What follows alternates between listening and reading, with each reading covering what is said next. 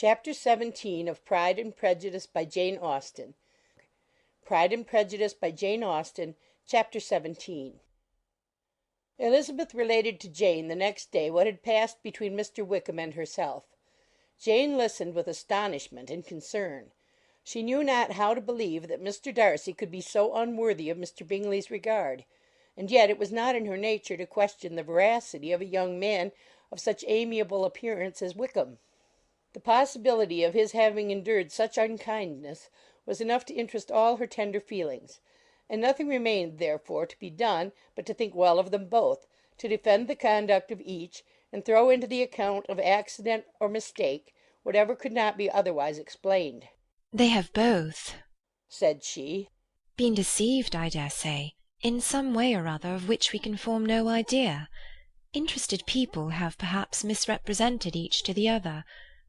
It is, in short, impossible for us to conjecture the causes or circumstances which may have alienated them, without actual blame on either side." Very true indeed. And now, my dear Jane, what have you got to say on behalf of the interested people who have probably been concerned in the business? Do clear them too, or we shall be obliged to think ill of somebody. Laugh as much as you choose, but you will not laugh me out of my opinion. My dearest Lizzie, do but consider in what a disgraceful light it places Mr. Darcy to be treating his father's favourite in such a manner, one whom his father had promised to provide for. It is impossible. No man of common humanity, no man who had any value for his character, could be capable of it. Can his most intimate friends be so excessively deceived in him? Oh, no. I can much more easily believe Mr. Bingley's being imposed on than that Mr. Wickham should invent such a history of himself as he gave me last night. Names, facts, everything mentioned without ceremony. If it be not so, let Mr. Darcy contradict it. Besides, there was truth in his looks. It is difficult indeed. It is distressing. One does not know what to think. I beg your pardon. One knows exactly what to think. But Jane could think with certainty on only one point, that Mr. Bingley, if he had been imposed on, would have much to suffer when the affair became public. The two young ladies were summoned from the shrubbery, where this conversation passed, by the arrival of the very persons of whom they had been speaking. Mr. Bingley and his sisters came to give their personal invitation for the long-expected ball at Netherfield, which was fixed for the following Tuesday. The two ladies were delighted to see their dear friend again, called it an age since they had met, and repeatedly asked what she had been doing with herself since their separation.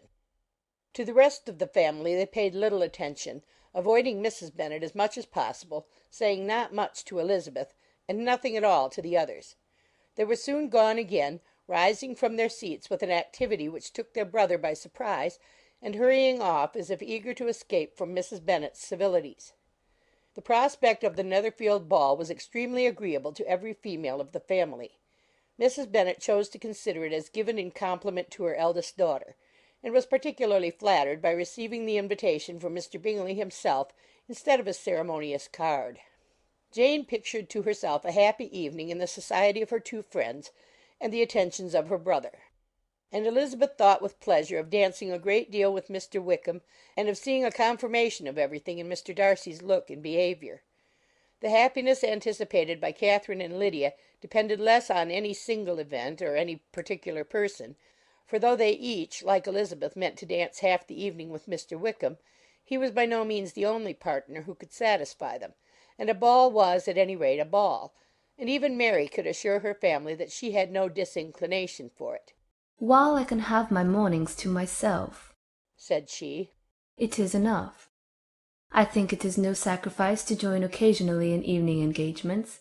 Society has claims on us all, and I profess myself one of those who consider intervals of recreation and amusement as desirable for everybody."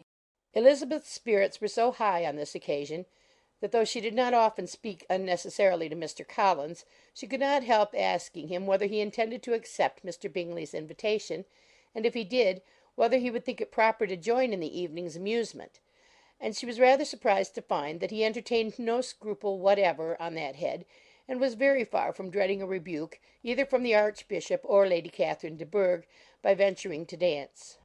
I am by no means of the opinion, I assure you," said he, "that a ball of this kind, given by a young man of character to respectable people, can have any evil tendency, and I am so far from objecting to dancing myself, that I shall hope to be honoured with the hands of all my fair cousins in the course of the evening. And I take this opportunity of soliciting yours, Miss Elizabeth, for the two first dances especially, a preference which I trust my cousin Jane will attribute to the right cause, and not to any disrespect for her." Elizabeth felt herself completely taken in.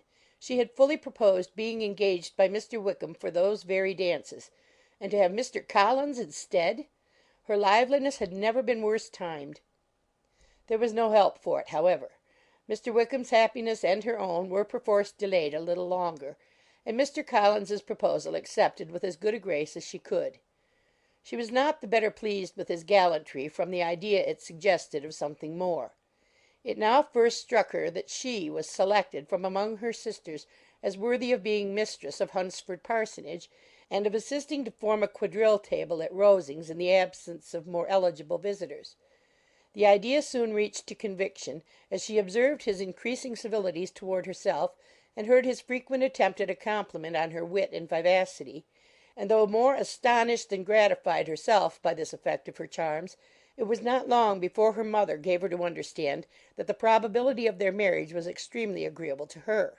Elizabeth, however, did not choose to take the hint, being well aware that a serious dispute must be the consequence of any reply. Mr. Collins might never make the offer, and till he did, it was useless to quarrel about him. If there had not been a Netherfield ball to prepare for and talk of, the younger Miss Bennets would have been in a very pitiable state at this time, for, from the day of the invitation to the day of the ball, there was such a succession of rain as prevented their walking to Meryton once. No aunt, no officers, no news could be sought after. The very shoe roses for Netherfield were got by proxy. Even Elizabeth might have found some trial of her patience in weather which totally suspended the improvement of her acquaintance with Mr. Wickham, and nothing less than a dance on Tuesday could have made such a Friday, Saturday, Sunday, and Monday endurable to Kitty and Lydia. Chapter 17